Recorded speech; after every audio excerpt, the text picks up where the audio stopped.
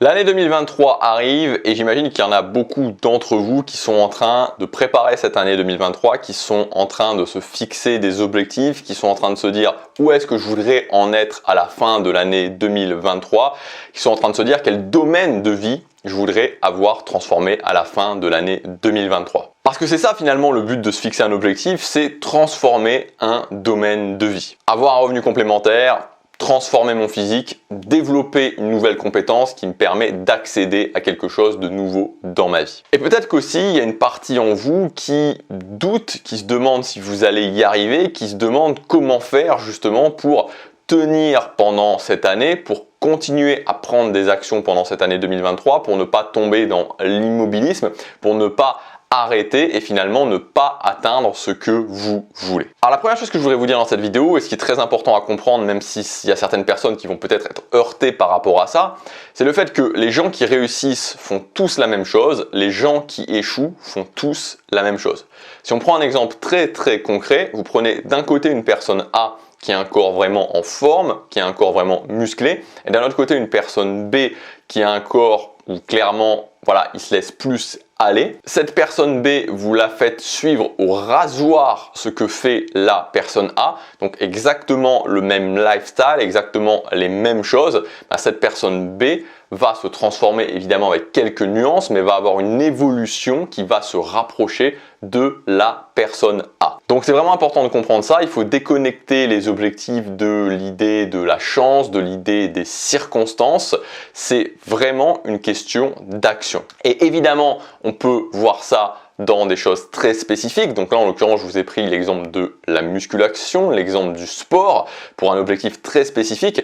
Mais il faut aussi comprendre qu'au-delà de la spécificité de chaque méthode, il y a vraiment une compétence qui est la compétence d'atteindre ces objectifs. Et donc pour n'importe quel type d'objectif, vous allez retrouver des choses qui vont vous permettre d'atteindre votre objectif et des choses qui ne vont pas vous permettre d'atteindre votre objectif. Et donc dans cette vidéo, je vous propose de voir plusieurs bonnes pratiques, plusieurs bonnes habitudes pour atteindre vos objectifs en 2023. Donc des choses très clairement à intégrer dans votre vie. Premièrement, me connecter tous les jours à ma vision. La vision, c'est ce truc où il y a une charge émotionnelle qui est là. C'est-à-dire que quand vous vous visualisez en train de vivre cette vision, c'est-à-dire que moi pendant des années je me suis visualisé en train de vivre en Asie, de vivre au Japon, de vivre en Corée du Sud, j'hésitais entre les deux, mais à un moment donné je me suis fixé sur la Corée du Sud.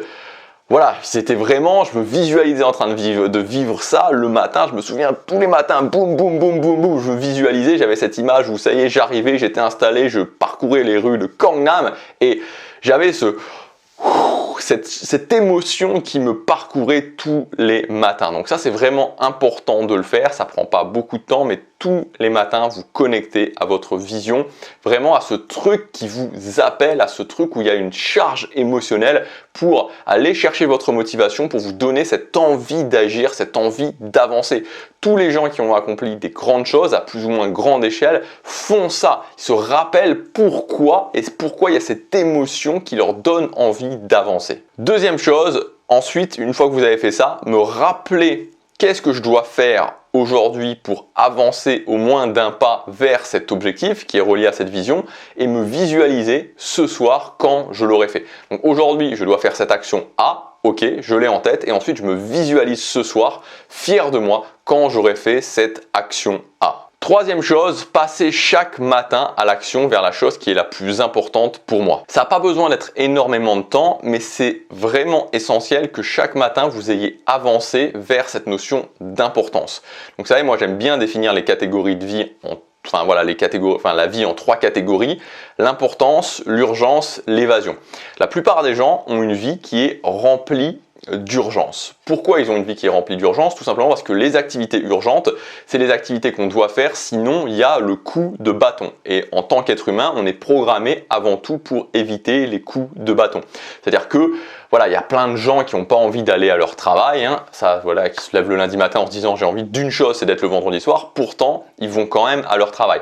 Pourquoi ils font ça? Tout simplement parce que sinon il y a le coup de bâton et les conséquences négatives vont être tellement importantes qu'au final je le fais quand même. Et ce qu'il faut bien comprendre justement, c'est que voilà, beaucoup de personnes ont une vie qui est remplie d'un côté d'urgence et d'un autre côté d'évasion qui permet d'oublier le fait que la plupart des choses que je fais, c'est des choses urgentes qui n'ont pas vraiment d'importance. Et donc il faut commencer à remplir sa vie d'importance. L'importance, c'est les choses qui n'ont pas, voilà, j'aurai pas de conséquences négatives si je ne le fais pas, mais c'est les choses qui sont importantes pour moi, qui construisent la vie telle que je le veux. Et rien de tel en fait pour changer complètement son état d'esprit que chaque matin agir au moins 30 minutes vers quelque chose qui est important pour moi. Comme ça, chaque matin, je sais que j'ai fait ce pas en avant et mon état d'esprit est totalement différent. Quatrième chose, définir des blocs d'action immuables vers vos objectifs. Donc en fait, je vous conseille de définir une structure où vous vous dites par exemple, donc tous les matins 30 minutes je travaille sur mon objectif, tous les soirs quand je rentre du boulot je travaille 1 heure sur mon objectif, tous les samedis matins je travaille 2 heures en me levant sur mon objectif, tous les dimanches matins je travaille 2 heures en me levant sur mon objectif. Donc vraiment d'avoir des blocs qui sont vraiment vissés dans votre semaine, des blocs immuables qui vous permettent de vous dire voilà, c'est les moments où je travaille vers mes objectifs, où je travaille vers les choses qui sont importantes pour moi et ça ne change pas. Plus c'est stable, plus il y a de structure et plus c'est récurrent, plus ça sera simple de le tenir et plus vous serez efficace quand vous le ferez. Et ensuite, définir des étapes et mesurer ces étapes, c'est-à-dire que clairement, je ne veux pas simplement me dire que je veux dans 1 an en être là. Il faut que je puisse me dire dans 60 jours ou dans 90 jours au choix. Moi j'aime bien 90 jours. Où est-ce que j'en suis? Et de bien vérifier du jour 0 par exemple au jour 90 que je suis sur le bon chemin, que j'avance vers cette étape. Voilà pour ces choses qui pour moi sont essentielles. Vous voyez que ces choses-là, c'est pas des choses qui prennent beaucoup de temps. C'est-à-dire que finalement, hormis le fait de définir des blocs d'action vers vos objectifs, qui vont vous prendre, voilà, potentiellement plusieurs heures dans la semaine, mais les autres choses, ça prend très peu de temps dans la journée. Donc moi, ce que je vous encourage aussi à faire, ce que je vous invite aussi à faire, c'est que ces choses-là, si vous les faites pas, si vous décidez de pas les faire, si vous dites ok, bah non, moi je vais pas faire ça, ou je vais pas faire ça. Est-ce que je ne vais pas faire ça? Est-ce que je ne me sens pas de faire ça? De vous poser la question, si vous ne le faites pas, pourquoi vous ne le faites pas? Voilà, d'essayer de trouver pourquoi vous ne le faites pas.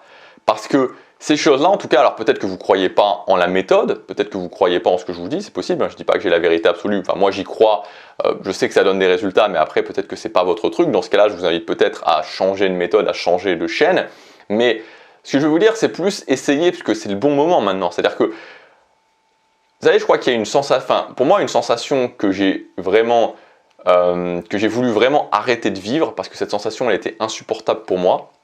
Je crois que c'était une des choses aussi qui a fait que j'ai eu cette détermination de m'engager, cette détermination de tenir ce que je faisais aussi, c'est de me dire, j'ai plus envie de vivre ces années où j'en suis toujours au même point. Vous savez, je crois qu'il n'y a pas de sensation plus déprimante que ça.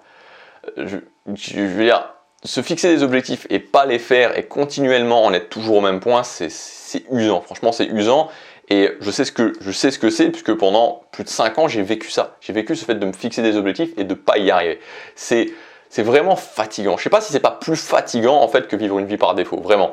Donc, en fait, la question, et surtout je pense aux gens qui me suivent régulièrement, c'est que si vous décidez de ne pas faire les choses, posez-vous la question pourquoi vous ne faites pas les choses? Pourquoi vous ne feriez pas ça? Pourquoi vous ne commenceriez pas tous les jours à vous connecter à votre vision, ensuite à vous rappeler ce que vous devez faire aujourd'hui, à vous visualiser le soir, à passer 30 minutes à l'action vers votre objectif principal et par exemple voilà, à définir une étape à 90 jours et à mesurer chaque semaine si vous avancez vers cette étape? Parce que concrètement, voilà, il n'y a pas beaucoup de temps, c'est pas quelque chose qui vous demande énormément de temps.